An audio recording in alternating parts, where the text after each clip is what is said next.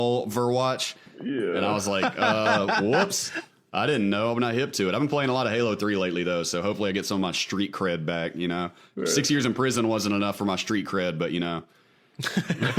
But playing Overwatch immediately killed all my street cred, I guess. So I've just been playing a lot of Halo 3. It's awful. Overwatch is so bad. It's one of the worst games around, to be honest. That shit is fucking really trash. What happens?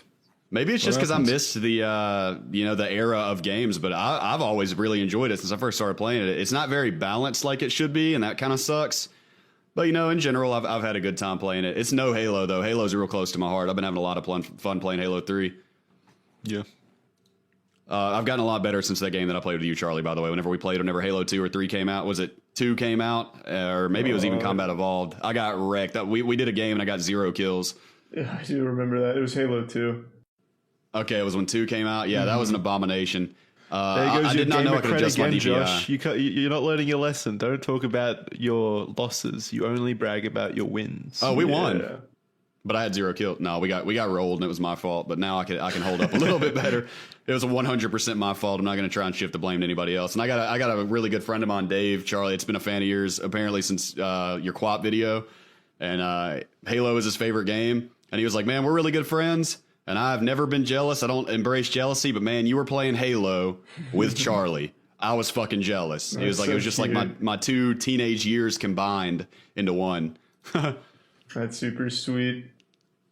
Yeah, he said that he was subbed to you when you had like 12,000, 15,000 subs or something like that. And he was like, in that day, I was jealous for once. That is very old school. Yeah, he said he was subscribed to you before Ray William Johnson, and I was unaware of the fact that you were ever on Ray William Johnson in the first place. No way. Claimed to have subbed before Ray William Johnson. It's impossible. I'm not gonna lie. When I got out of prison the first time I was playing RuneScape, somebody messaged me and was like, "Yo, Penguin Zero made a video about you," and I was like, "Who?"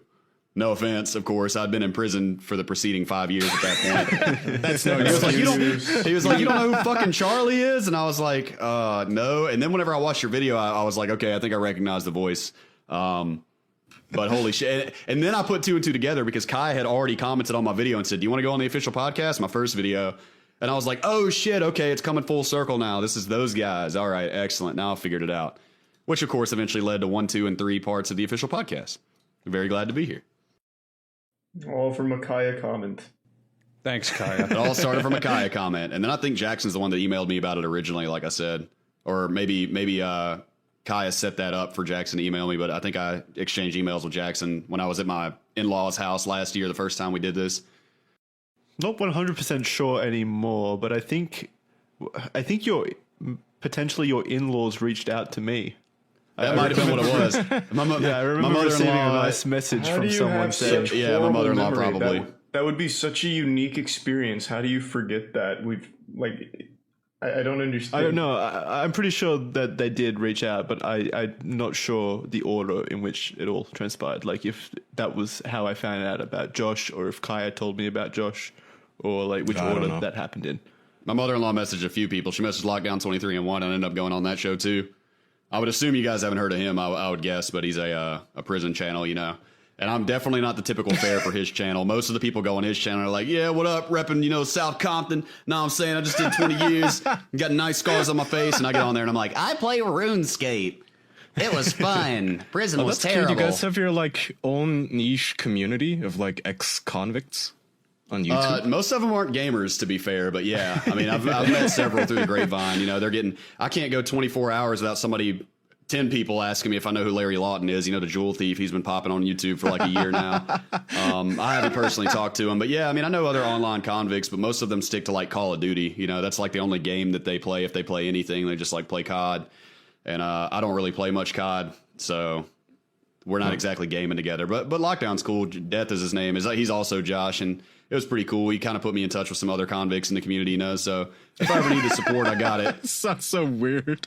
I know it sounds weird, man, but coming out of prison and after even just a few years is fucking nuts, man. It's really cool to be able to talk to other people and be like, man, how do we fucking do this? I don't even know. I come out and everybody's all lit, salty Bay fam and shit. And there's virtual reality now, and 4chan humor has become the mainstream internet sense of humor. Were you exchanging Xbox gamer tags in your cells? Like, Yeah, hit it's me up when Big you get X, out. Little X, Big Dick Bandit 69, Little X, Big X.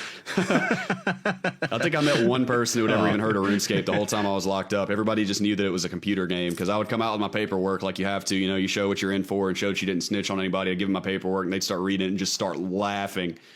Are you kidding me, man? My son plays these games. He's all the time in his room screaming at those people on them duty calls and stuff like that, you know?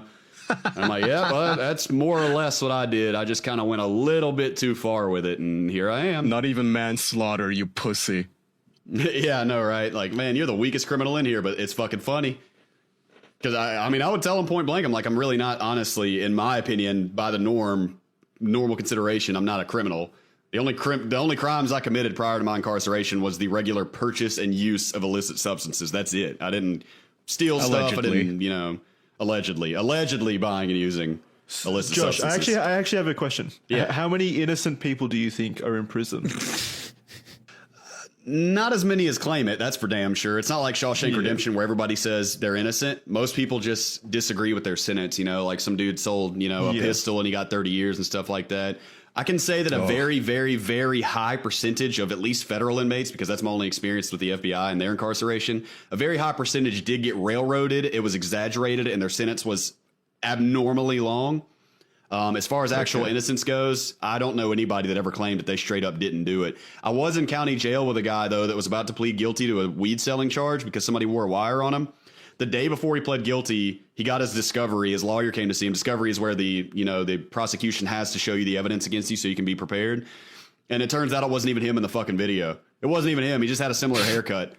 So he was one day away from pleading guilty and going to prison. So needless to say, he took it to court and beat it. And I was like, bro, that's because he just happened to be a weed seller too, you know? But the dude had the same haircut as him. So our racist ass local prosecutors were just like, whatever.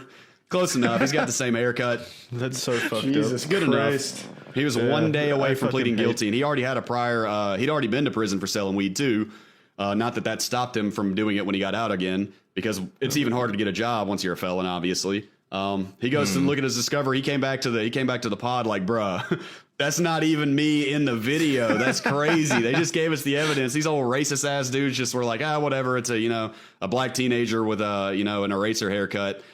Screw it, just arrest one. And he almost pled guilty to it too. Is the crazy part, Just man. arrest one. Just arrest one. We got a video of somebody, and probably they were expecting him to just flat out cop a plea like he was about to do, you know. And that was just one of the weirdest. So in that case, as far as what he was charged with at the time on video, that was not him. He was innocent. He wasn't innocent of doing it in general, but he was innocent in that particular instance. You know. So did you meet anyone in your like prison adventures where you like genuinely thought they were innocent? Like they might not have said they were innocent or anything, but was there anyone throughout the system that you thought was potentially actually innocent? Not that comes to my mind, man. I mean, most of them will point blank tell you they did it, you know. What does that mean? No, correction. I got something really crazy. This dude was my cellmate, my boy Rob, man.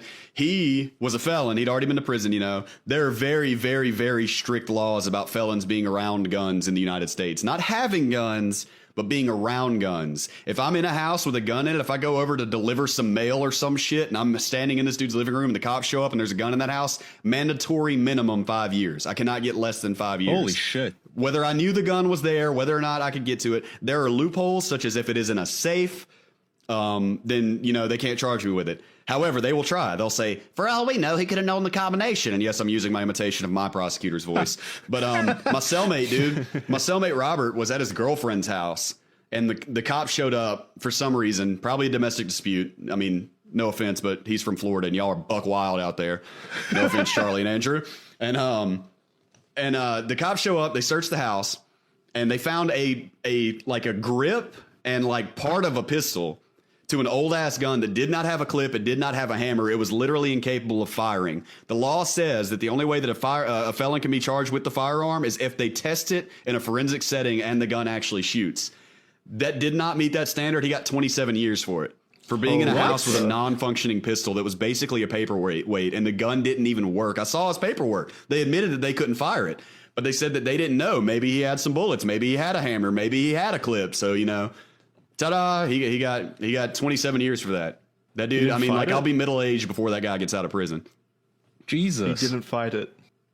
I mean, he still had appeals coming up and stuff. The appeals process typically takes years. I didn't even get some of my final appeals paperwork until I went back to prison, which was, I think, 5 years after I filed it. I finally got some of my paperwork back. They're not in any